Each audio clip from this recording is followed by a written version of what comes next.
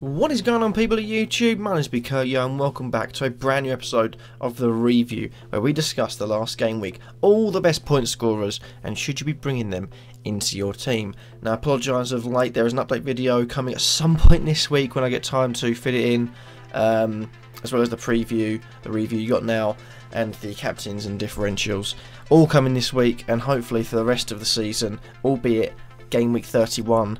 The preview, captain differential is just going to be one preview because there's 8 teams, so not wasting my time on that. I'm just going to look game by game on that one, but I've got the review for now. I do apologise, this may be a bit late on the day, but hopefully you guys can forgive me, and as we crack on, as always, with the goalkeepers. And we actually had an 11-point scoring goalkeeper in Butland, who got 11, as I just said. Karius and Carnesius, the two Ks, grabbing 8, and Lloris grabbing 7 is my pick of the 7 pointers. An interesting week for Butland. 0-0, you know, 6 saves, sorry, 3 bonus points, and a clean sheet. So good, you know, as good as things can get. For Butland's point of view, so we've got 11 points for that, and a 0-0 against Southampton. Probably should have been a Southampton win, but they didn't have the finishing touch, and I think he needs to start playing Gabbiadini, at least in the attacking line, along with their new striker, who I've forgotten the name of, so Carrillo, I think. I'm going to leave it at that. You also got Karius and Carnesius. Karius, as I said, Liverpool, easy game against Newcastle. As to the Lloris, so easy game against Huddersfield, so clean sheets there were coming. I put Trent in my team, and he did the business, so yeah, good picks if you had Liverpool or Spurs defenders, or both. It would have been a really good pick. And Carnesius as well for Watford, a 1-0 win against bottom of the league. I did think it'd be a win. I wasn't sure if West Brom would get any goals. Didn't. And at the end of the day, got clean sheets. In terms of keepers, Butland 5 million is too much in my eyes. I think Karius could be good for Liverpool. I think if their fixtures are good, I mean, judge them for yourselves. It's Liverpool.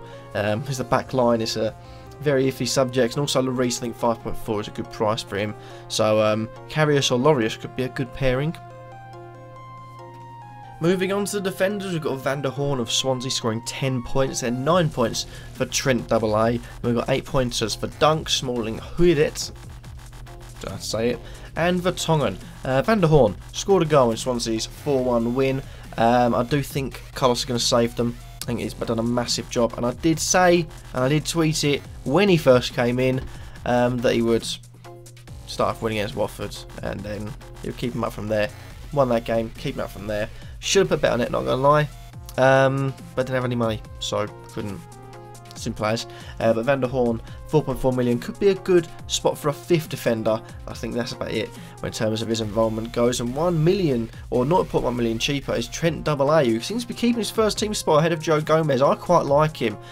He's got, obviously with younger defenders, you've got to have a lot of improvement, but I think he's looking good for the future. Maybe even England's #1 right back when he's fully matured, maybe mid-20s or mid to early 20s.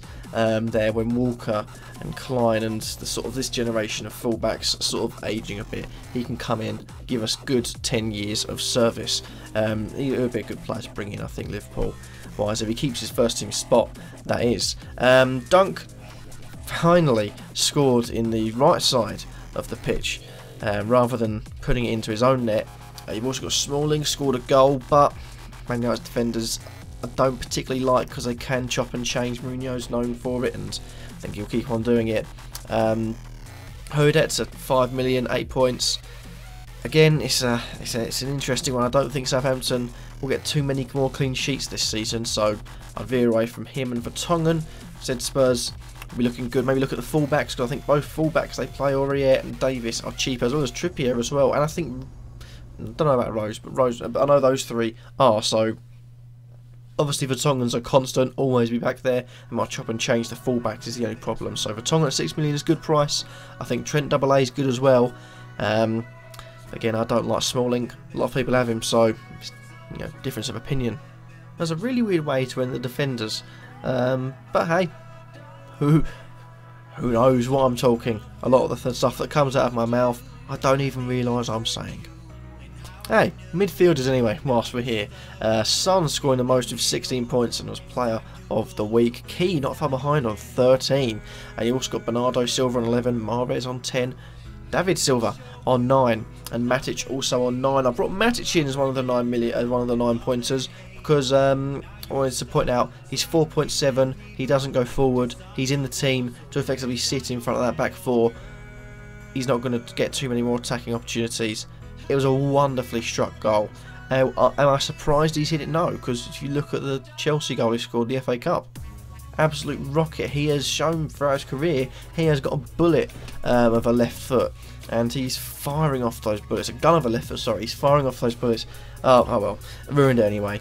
Matic, yeah, he's not going to score too much. 4.7 million gets Man United coverage, potentially 2 points and a clean sheet, so there's your upside. But if you want to max out Man United players, get 3 in, I wouldn't advise Matic being one of them. Son, but we'll start back at the top. Son, 16 points, 8 million. I mean, rewind back to when I said in the preview of last week, Son is a great player to bring in. Mystic Kurt striking again. Song Yong Ki on 13 points. Contract ending, could he be leaving Swansea? If Swansea do get him on a new contract, I suspect there'll be a cheeky release clause in there that'll probably be activated by clubs if he continues his way. They could have also got rid of him to West Ham when they brought back Ayew, but I suppose West Ham missed out there because he's performing really well recently. You've also got Bernardo and David Silva. Man City I do quite like. Those two seem to be playing. Sterling's apparently fallen out with Pep Guardiola, so who knows where Bernardo Silva stands. David Silva is obviously a fantastic starter. Bernardo Silva, not so much. Mahrez, leaving it very late, but grabbing the goods as well. It doesn't matter about whether he's committed or not. He's a quality player. He brings quality goods to the table. He's done so again there. So all those 6 potentially could be good transfers in, because Key's getting in a lot more for Swansea and could be getting a lot more attacking returns. You've got Matic, you won't get too much, but for the price could be a good player. And then Son, the 2 Silvas and Mahrez could be good for the rest of the season. So make your pick, but there's quite a few good choices there. And lastly, we've got the attackers. We've got Aubameyang on 9, we've got Tosun on 9, we've got Deeney on 9, and we've got King and Lukaku on 8. So we're going to start off with Aubameyang though. We got a goal to get Arsenal back in the game on the road to a fantastic recovery against Brighton, except for the part they forgot to fully recover and they left it at 2-1. Didn't really. It's just another poor result for Arsenal. I don't want Wenger to go out like this. I think it's such a shame for someone who's been such an ever-present in the Premier League to go out like this. But if Aubameyang keeps on scoring, hey, if you own him, I'm not gonna mind if you're an Arsenal fan, as long as Aubameyang gets the FPL points. Who knows? But at the moment he's doing good. He's doing all right. But it is Arsenal, so he could stop at any point. Attacking wise, they haven't been too good. We have got Cenk Tosun at 6.7, scored his first Premier League goal, so that makes me a bit wait and see to see how he does the next couple of game weeks. He is playing in game week 31, the game where only 8 teams play, so that's a big thing for any owners looking for coverage. Another person that's playing in that game week is Deeney, who I said wouldn't score. He's only scored 4 goals and he scored, so Mystic Kurt got Son right, but he obviously got Deeney wrong. King scored a penalty for Bournemouth in their 1-1 draw, demoralising 1-1 draw against Leicester, and potentially the score could have been any side of a 1-0 for Leicester or Bournemouth, so it could have been such a different game, but he scored a penalty, so I think nothing to get too excited about for now. And Lukaku, £11.2 million, having a good performance in the end, finally, against Crystal Palace as they won 2-3, came out from 2-0 down. That's how you do it, Arsenal. Lukaku, I think, is good. He's in good form at the moment. Aubameyang, as long as Arsenal keep on putting themselves in these positions, he's going to be scoring more, I feel. And the other 3, King I wouldn't go near.